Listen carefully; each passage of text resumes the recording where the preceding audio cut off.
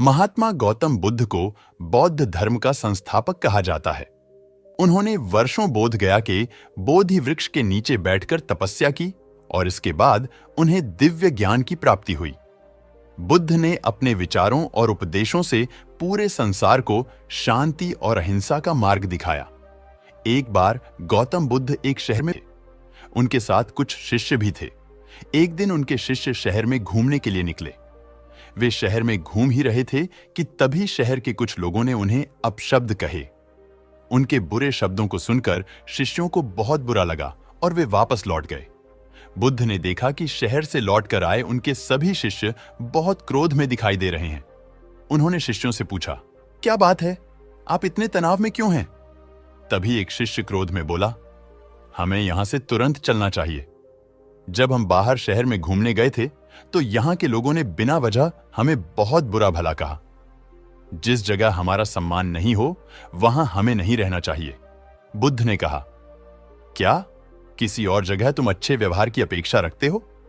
दूसरे शिष्य ने कहा, इस शहर से तो अच्छे लोग ही होंगे। तब गौतम बुद्ध बोले, किसी जगह को सिर्फ इसलिए छोड़ देना ठीक नहीं कि वहां के लोग बुरा व्यवहार करते हैं। हमें तो कुछ ऐसा करना चाहिए कि जिस स्थान पर भी जाएं, उस स्थान को तब तक नहीं छोड़ें जब तक अपनी अच्छाइयों से वहां के लोगों को सुधार ना दें। हम जिस भी स्थान पर जाएं, वहां के लोगों का कुछ न कुछ भला करके ही वापस लौटें। बुद्ध ने कहा, जिस प्रकार युद्ध में बढ़ता हुआ हाथी चारों तरफ के तीर सहते हुए भी आगे बढ़ता जाता है, ठीक उसी तरह उत्तम व्यक्ति भी दूसरों के अपशब्दों को सहते हुए अच्छे कार्य करता रहता है। खुद को वश में करने वाले प्राणी से उत्तम कोई और नहीं हो सकता। बुद्ध की बात शिष्यों को अच्छी तरह से समझ में आ गई और उन्होंने वहां से जाने का इरादा त्याग दिया। इसीलिए कहा जाता है कि बुद्ध के विचार आपका जीवन बदल सकते हैं। बुद्ध की आज की अमृतवाणी में आपको बताएंगे गौतम बुद्ध से जुड़ी एक ऐसी कहानी के बारे में जिससे आपके जीवन में खुशियां ही खुशियां रहेंगी, क्योंकि बुद्ध का मानना है कि यह पूरी तरह से आप पर ही निर्भर करता है कि आप खुशी या गम क्या लेना पसंद करते हैं। एक बार बुद्ध एक गांव से गुजर रहे थे, लेकिन उस गांव में लोगों के बीच गौतम बुद्ध को लेकर गलत धारणा थी, जिस कारण वो बुद्ध को अपना दुश्मन मानते थे। जब उस गांव में बुद्ध आए तो गांव वाले उन्हें बहुत भला बुरा कहने लगे और बदुआएं देने लगे, लेकिन इसके बावजूद भी बुद्ध गांव वालों की बात शांति से और मुस्कुराकर चुपचाप सुनते रहे। गांव वालों ने देखा कि उनकी बातों का बुद्ध पर कोई असर नहीं हो रहा है और वे विनम्रता से उनकी बातें सुन रहे हैं। गांव वाले जब बोलते बोलते थक गए तो आखिर में बुद्ध ने कहा कि यदि आप सभी की बातें समाप्त हो गई हो तो मैं अब प्रस्थान करूं। बुद्ध की बात सुनकर गांव वाले हैरान रहे, लेकिन उस भीड़ में एक व्यक्ति ने बुद्ध से कहा कि हमने तुम्हारी कोई प्रसन्नता नहीं की है, हम तुम्हें बदुआएं दे रहे हैं, क्या तुम्हें इससे कोई फर्क नहीं पड़ता?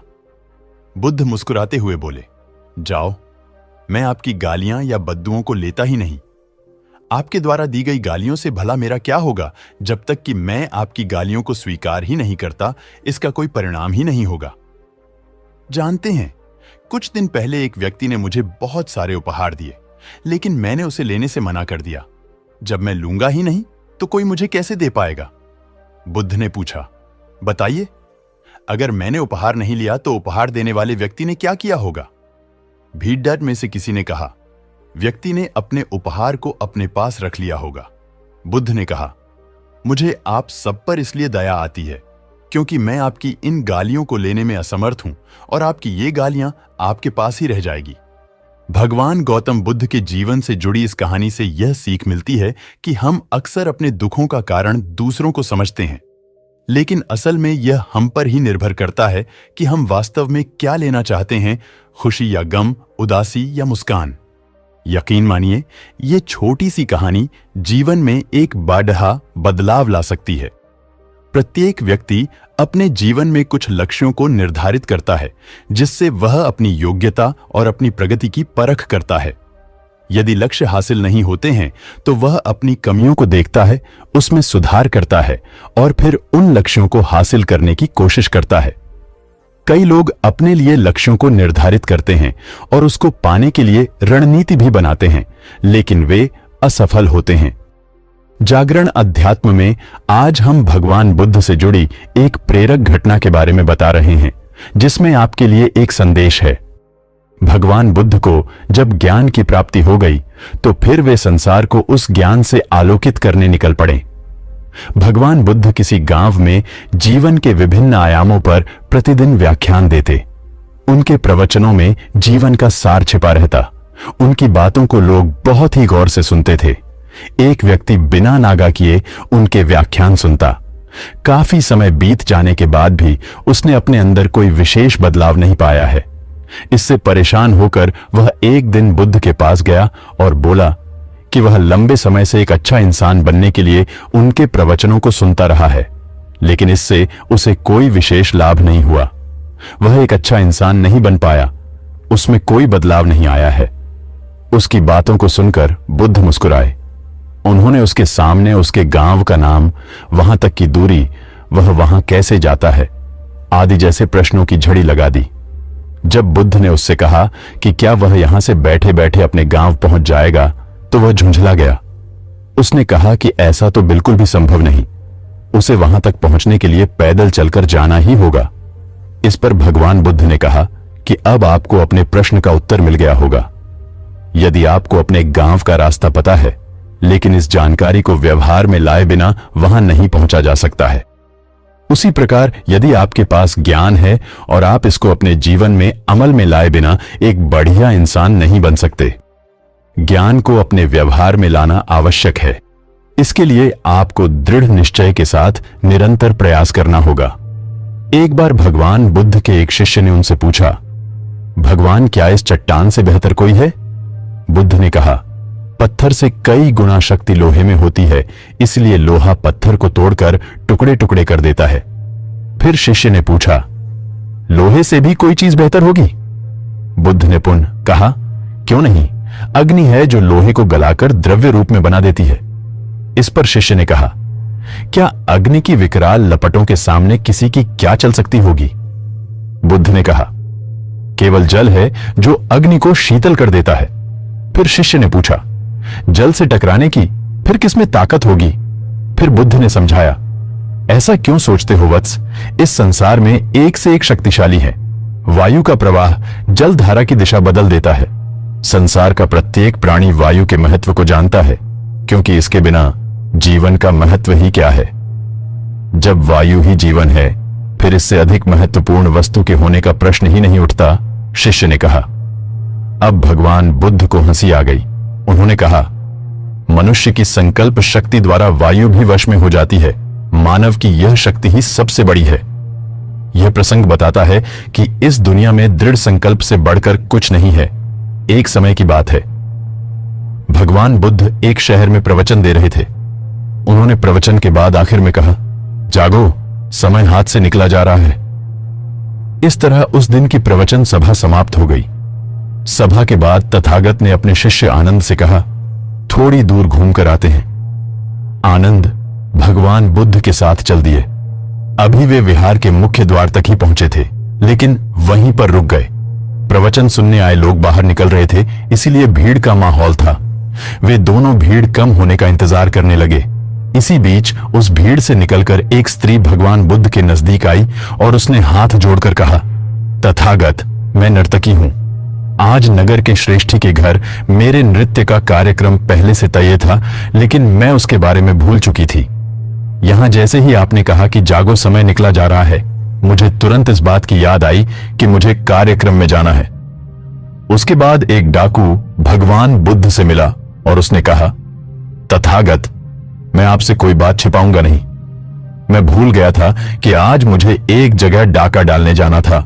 ज्यादातर लोग अपने दुखों की वजह रीजन दूसरों को मानते हैं, जबकि कई बार ऐसा होता है कि हमें कोई दूसरा दुख नहीं पहुंचाता, बल्कि हम अपने दुखों की वजह खुद ही बन जाते हैं।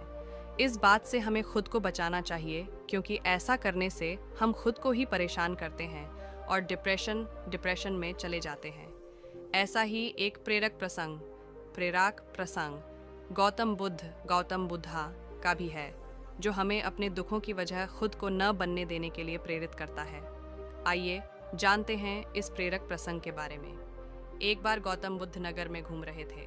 तभी बुद्ध ने सुना कि उस नगर में रहने वाले कुछ लोग बुद्ध को बुरा भला कह रहे हैं और बद्दुआएं दे रहे हैं। ऐसा इसलिए हुआ क्योंकि उस नगर में रहने वाले कुछ बुद्ध विरोधियों ने आम नागरिकों के मन में ये बात बिठा दी थी कि गौतम बुद्ध एक ढोंगी व्यक्ति हैं और ये उनके धर्म को भ्रष्ट कर रहे हैं। इस वजह से उस नगर में रहने वाले लोग बुद्ध को पसंद नहीं करते थे और उनको अपना दुश्मन मानते थे।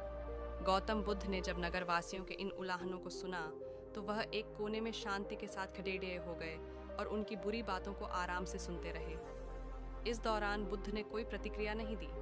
कुछ देर बाद जब नगरवासी बुद्ध को बुरा भला कहते हुए थक गए और चुप हो गए तो गौतम बुद्ध ने उन नगरवासियों से कहा, क्षमा चाहता हूँ, लेकिन अगर आप लोगों की बातें खत्म हो गई हैं तो मैं यहाँ से जाऊँ?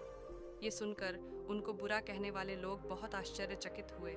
तभी वहाँ मौजूद लोगों में से एक व्यक्ति ने बोला, हम लोग तुम्हारा गुणगान नहीं कर रहे हैं, तुमको उलाहने दे रहे हैं और तुम्हें बुरा बोल रहे हैं। क्या तुम पर इन बातों का कोई असर नहीं हो रहा?